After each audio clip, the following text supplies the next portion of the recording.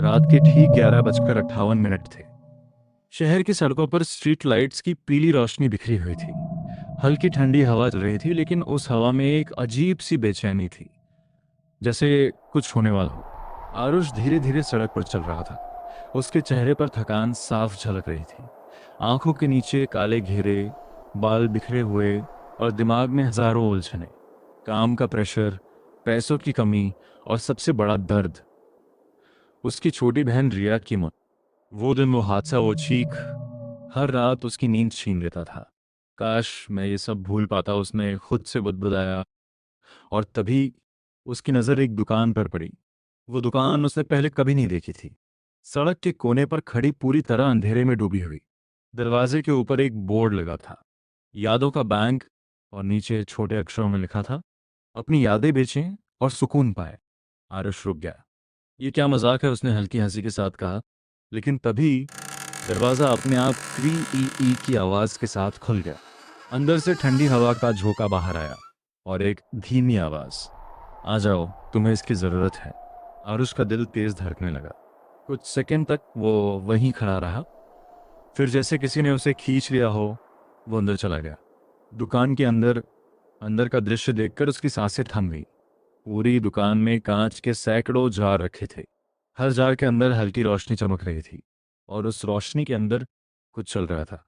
कहीं कोई बच्चा हंस रहा था, कहीं कोई आदमी रो रहा था, कहीं कोई हादसा बार बार दोहराया जा रहा था। ये क्या है? आरुष ने डरते हुए पूछा।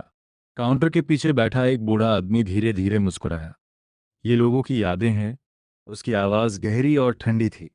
यहाँ लोग अपना दर्द छोड़ जाते हैं। आरुष ने एक जार को ध्यान से देखा। उसमें एक छोटा लड़का अपने पिता के साथ खेल रहा था। खुशी इतनी साफ दिख रही थी कि दिल भर आए। क्या सच में ये सब? आरुष ने पूछा। बूढ़ा बोला, हर याद एक ऊर्जा होती है और हम उसे कैद कर सकते हैं। और बदले में सुकून। आरुष चुप हो गया। उसका दिमाग सिर्फ एक चीज सोच रहा था, रिया। सौदा, क्या तुम कुछ भूलना चाहते हो? बूढ़े ने पूछा। आरुष की आंखें भर आईं। हाँ, कौन सी याद? मेरी बहन, उसकी मौत। कुछ सेकंड के लिए पूरा कमरा शांत हो गया। फिर बूढ़ा धीरे से बोला, बहुत भारी याद है, लेकिन हम ले सकते हैं। उसने एक जार आगे बढ़ाया। इसे पकड़ो और उस पल को याद करो। आरुष ने जार पकड़ा, और जैसे ही उसने आंखें बंद की, सब कुछ वापस आ गया। बारिश, सड़क, ब्रेक की आवाज, और रिया की आखिरी चीख। भैया! आरुष चीख उठा। जार तेजी से चमकने लगा। उसके शरीर में जैसे बिजली दौड़ गई, और फिर सब शांत। आरुष जमीन पर गिर पड़ा। कुछ सेकंड बाद वो धीरे धीरे उठा। उसका चेहरा बिल्कुल खाली था। हो गया, बूढ़ा बोला। अब तुम्हें कुछ याद नहीं रहेगा। आरुष ने सिर हिलाया। अजीब है, लेकिन हल्का लग रहा है। और वो दुकान से बाहर चला गया। खालीपन। अगले दिन सब कुछ सामान्य था, लेकिन कुछ कमी थी। माँ का फोन आया। तुम इतने बदल क्यों गए हो? क्या हुआ? आरुष ने पूछा। तुम अपनी बहन की फोटो तक भूल गए। आरुष चुप हो गया। मेरी कोई बहन नहीं है। फोन कट गया। उस रात वो सो नहीं पाया। दिल में अजीब सा खालीपन था, जैसे कुछ बहुत जरूरी चीज खो गई हो। वापसी, रात के 2:03। कमरे का दरवाजा अपने आप खुल गया। हवा ठंडी हो गई, और एक आवाज आई, भैया! आरुष का शरीर जम गया। उसने धीरे धीरे पीछे देखा। दरवाजे के पास एक छोटी लड़की खड़ी थी, भीगी हुई, खून से लथपथ। उसकी आंखों में दर्द था। तुम कौन हो? आरुष ने डरते हुए पूछा। लड़की रोने लगी। आप मुझे भूल गए? आरुष पीछे हट गया। नहीं, मैं तुम्हें नहीं जानता।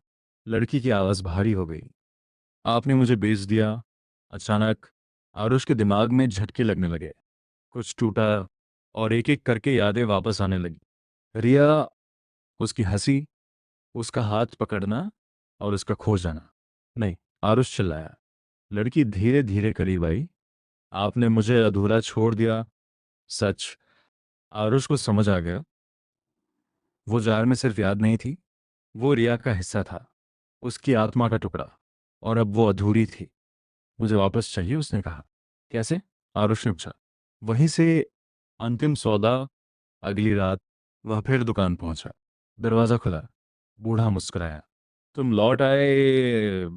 मुझे वो वापस चाहिए। आरुष चिल्लाया। मुमकिन है? कैसे? कीमत देकर। क्या चाहिए? बूढ़ा बोला। तुम्हारी सारी यादें। आरुष चुप हो गया। अगर उसने सब दे दिया तो वो खुद नहीं रहेगा, लेकिन अगर नहीं दिया तो रिया हमेशा अधूरी रहेगी। उसने आंखें बंद की और कहा, ले लो। जार चमका। आरुष की सारी यादें खिंच गईं और फिर शांति। अगली सुबह एक लड़का सड़क पर मिला जिसे अपना नाम तक याद नहीं था। उधर दुकान में एक नया जार रखा गया जिसमें पूरी जिंदगी कैद थी, और एक छोटा जार जिसमें रिया मुस्कुरा रही थी। लेकिन उसकी मुस्कान अब डरावनी थी, क्योंकि उसकी आंखें अब पूरी तरह काली थीं। अंतिम डर। कहते हैं अब वो दुकान और भी ताकतवर हो गई है। अब वो सिर्फ दर्द नहीं लेती, वो इंसान को पूरा निगल जाती है। और अगर तुम कभी बहुत टूट जाओ तो एक रात वो दुकान तुम्हारे सामने भी आएगी। दरवाज़ा खुलेगा और आवाज़ आएगी, अपनी यादें बेचो, लेकिन याद रखना, वहाँ तुम दर्द नहीं छोड़ते, तुम खुद को खो देते हो, हमेशा के लिए।